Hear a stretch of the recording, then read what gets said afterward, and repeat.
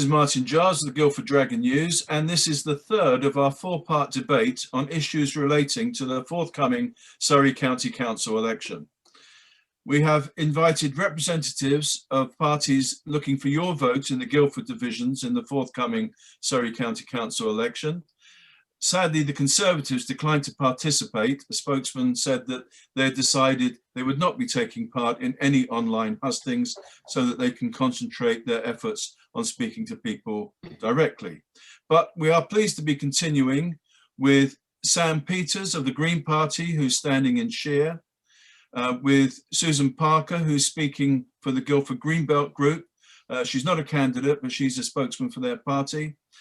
With Anne Rouse, a candidate for Guildford North, for the Labour Party, with George Potter from the Liberal Democrats, who's a candidate for Guildford East, with John Morris from the Peace Party, who's a candidate in Guildford West, and last but by no means least, Liz Hyland, who's the R4GV, or Residents for Guildford and Villages candidate for Guildford East.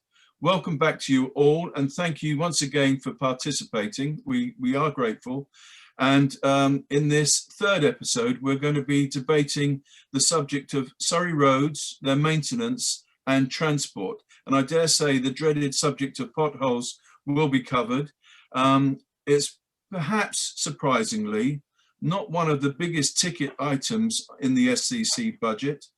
63 million pounds is in the current budget, which is roughly 6%. So what I'm asking you to speak, each of you, for 1 minute on is, what would be your party's priorities when it comes to roads, maintenance and transport? So you've each got 1 uninterrupted minute, and we're varying the order. So this time, George, I'm going to start with you, and then we'll go down the alphabetical order and start again at the top. Okay, just to make sure that I've got my clock ready to make sure you only speak a minute. And do be aware, I will cut you off if you go over the minute. So George Potter, over to you, please.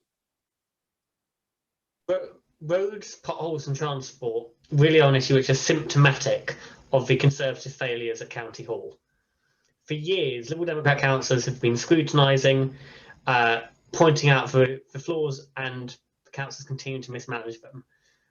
Road safety, providing public transport, getting the roads repaired should not be all important issues, but on road safety, the county councillors are often the biggest obstacle to getting anything done, opposing 20-mile-per-hour speed limits, even outside schools.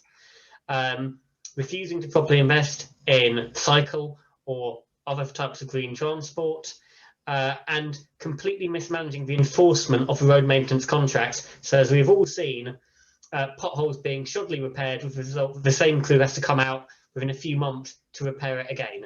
It's not good enough, and we have a plan to fix it. Thank you very much. Okay, so next we'll be coming to John, the Peace Party. What's the Peace Party's policy or views on road maintenance and transport?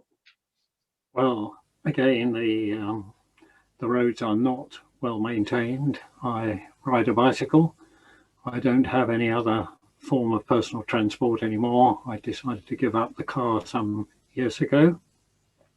So I get to learn where the bad patches are and to avoid them as much as I can, because as we were saying earlier on, they can be very dangerous.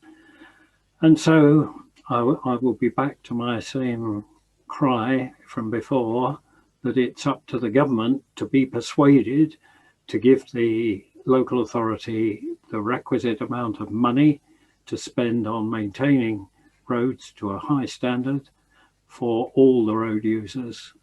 Pavements as well, because sometimes pavements are shared with cyclists. So more money, we need to persuade the government to stump up the cash. They can do it. Thank you, John. And now next to you, Liz, the R4GV view on roads maintenance and transport, please.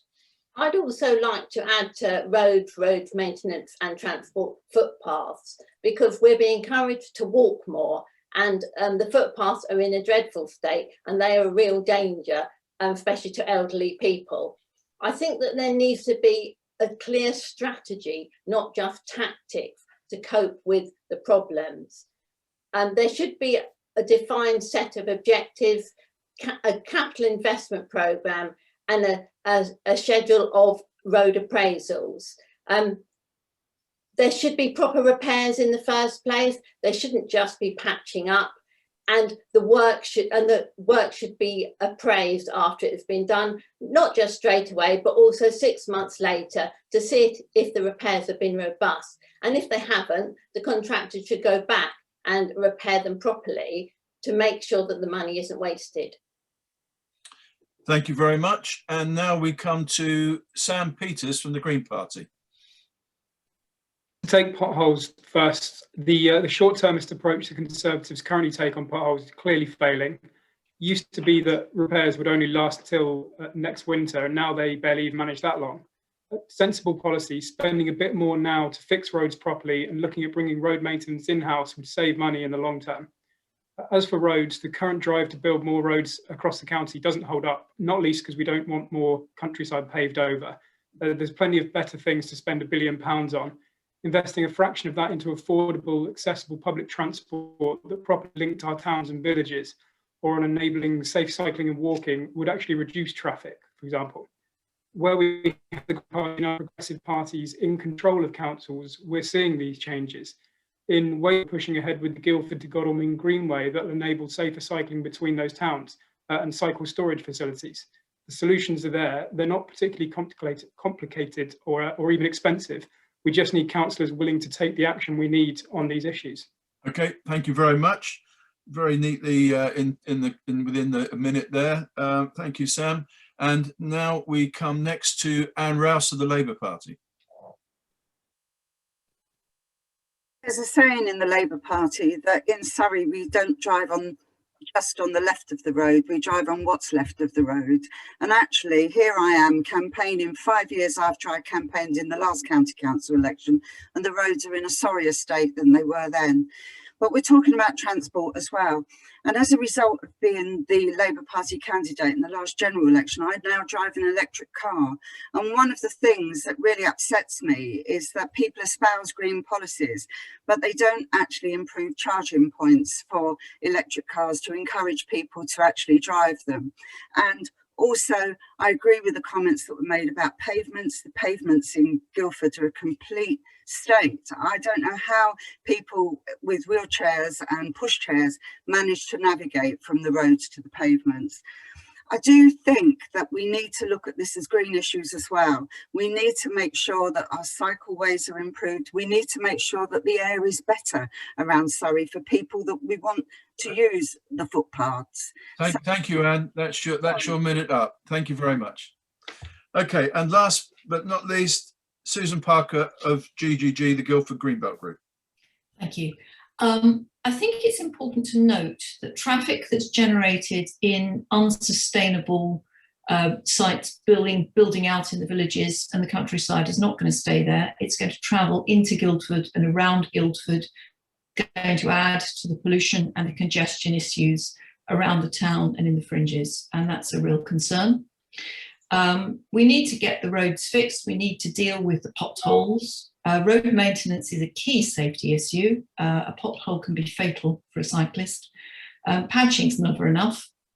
And we need to change the formula for government subsidy. At present, counties are paid per mile of classified road, not effectively in relation to the number of people using those roads. So that's worth bearing in mind. And we need better cycle lanes.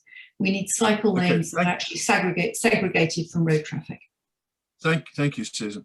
Right, now what I'm picking up there is that there's a lot of consensus amongst you on the issues, the main issues in this area.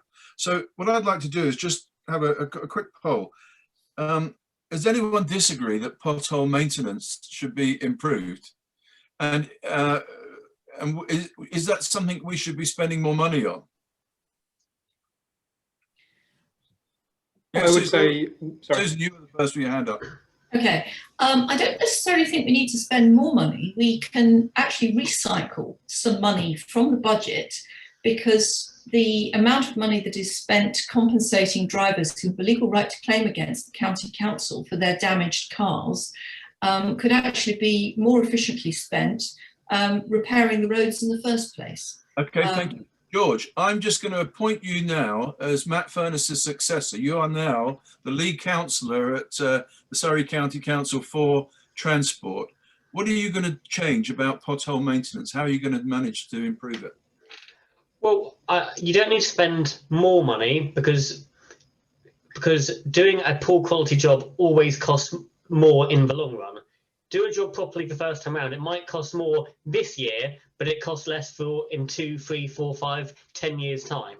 So that's the first thing. Get a grip on contract management. But you've still got a certain amount of money. So how are you going to change the way you spend that money to make sure that the quality of repair is better? If that is the key factor. As I was about to say, it comes down to contract management and enforcement, because the contract is hard to repair the roads, often aren't asked to do the right job, or they don't do a job for high enough quality, and quite often you'll get a team come out to fix 1 or 2 potholes in the road because that's what they've been told to. They'll ignore the other ones right next door, so another team will have to come back later. None of this is rocket science. We've been saying it for years. It's just about doing it competently and managing the contracts effectively.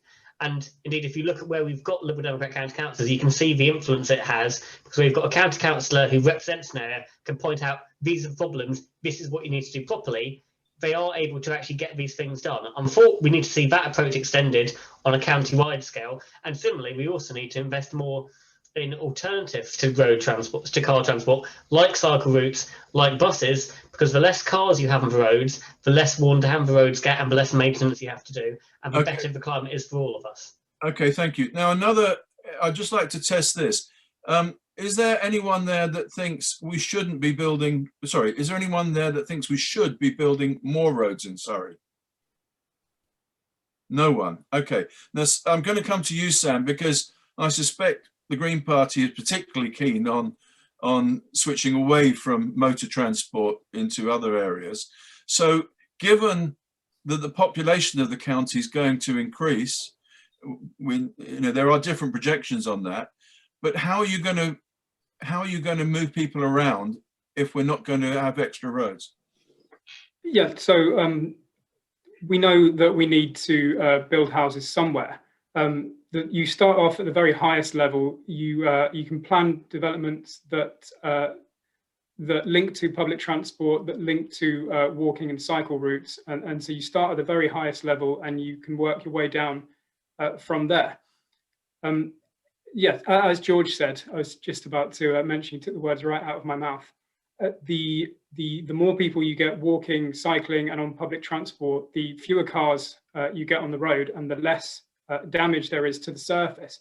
All of these policies, it just takes a bit of joined up thinking, and you can see with the potholes, with streaming litter into the verges along the side of roads, there's just no joined up thinking at the moment. And these are simple things. They may cost a bit of money, or very often they may cost very little money at all and actually save money very quickly. We just need sort of sensible solutions to these relatively simple issues, really. Thank you. Anne, now you mentioned you've bought an electric car, but when I've looked, they're not cheap. And do you think that's a problem? And if so, what should be done about it? Well, firstly, I think that they aren't cheap at the moment. I hope the technology improves, which makes them more accessible to people, because I think young people actually are asking us to improve the air quality, and it's a known fact that electric cars are much better for the environment. But the other way of doing that, of course, is by encouraging people to use public transport. And I can never understand the sense. I beg your pardon, but before you get onto that, how can the government motivate people either to buy electric cars or to not buy cars that are not electric? They do motivate people in one sense, that you get money off when you buy an electric car to try and encourage you to afford it. But I think you know, the government has to take it seriously, and they are going to have to help people if they want people to drive electric cars. The more that are bought, the lower the price will eventually become. But they also need the infrastructure there. I mean, when I first had my car, I had to wait 14 weeks to actually get a charging point put on the side of the house. I could not charge my car locally. I drove to Waitrose in Guildford to charge it while I was shopping. I was in there for 45 minutes, came out, and it had charged for 3 miles, which was basically my journey to Waitrose and back. You know, if you want people to drive electric cars, you need to put the facilities there. Every car park in Guildford has to have rapid charging points. There are some, we were talking earlier about businesses having their own car parks. Those charging points should be there as well, because people are not going to buy electric cars unless they can charge them quickly. So you were the lead councillor for transport at Surrey County Council. Would you make sure that these charging points were put in, even if it meant giving up some other areas of expenditure? To be honest, I think that if we don't take climate change seriously, there's no point in spending the money in other areas. There are lots of things that we could do to save money in the council and make the council, the county, a better place to live. But we have to speak to young people. We have to get their priorities in place, because they're the future. And if we don't actually take notice of that, there won't be a county left here for us to manage anyway. Thank you. Now, Liz, I'm going to come to you next. Have you thought about either a system of road charging within the county, or congestion charging? Why not? Why shouldn't we introduce congestion charging in Guildford, for instance? I think it is very difficult, because we want to encourage people into Guildford to make sure that we rebuild the economy after the COVID crisis. If we then in some way put barriers up against that, we're helping on one side, but we're not helping on the other. And I agree that we should use our cars less and use public transport, but the public transport have to be appropriate, because not everybody could go into Guildford Town Centre, go shopping and get home carrying any shopping using public transport, because there's just not the public transport to support that all over the town. So I actually see both sides of the argument. I think, yes, you could put some sort of congestion charge on, but would that stop people using the town centre? Okay, so if not congestion charging, what would be the one thing you would do if I could give you a handful of fairy dust? You're the boss of transport in Surrey. What would you do? I would make sure that the public transport was more suitable, went more often and went to different places. You know, some of the outlying villages don't get a bus, a regular bus service. So you'd subsidise it, presumably? Yes. Yeah. Okay, so that money's got to come from somewhere. Yes. Okay. You were going to give me a handful of magic dust, so I didn't need to get the money. Okay, nicely done. And finally, John, now you spoke about you're a cyclist and that's your only form of transport. So now if you're the czar of transport in Surrey, what can you do to improve the lot of cyclists? Well, other speakers have mentioned what needs to be done. And all I'm standing for is to make sure that the appropriate funding comes to do the work. The particular concern I have is, having seen Shepherd's Lane being resurfaced earlier this week, the employment, the use of private companies must be changed. The whole structure of transport must be under the control of the county council and not farmed out to private companies and the profits that the private companies make. So you bring the management of the maintenance programme in-house? Yes, I was interested to hear that one of the other candidates is talking about that. Yep. Okay. That's great. Well, thank you. We've had a range of ideas there, but again, I think quite a lot of consensus, and that might be a theme we'll pick up in the next section, which is what are the pros and cons of no overall control at the County Council. Once again, thank you all very much for participating.